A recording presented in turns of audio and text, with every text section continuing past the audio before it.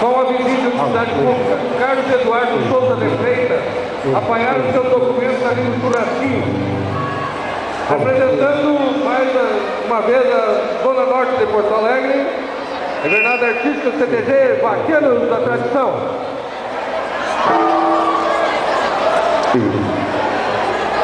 Bueno Gauchada, CTG Vaqueiros da Tradição, que nesse ano comemora seus 46 anos, apresenta sua invernada adulta e pela primeira vez participa deste evento da Regional Benasque.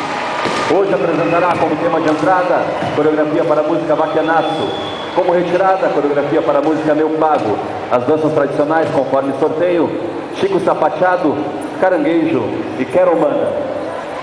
A responsabilidade técnica do grupo fica a cargo de Anderson Ribeiro.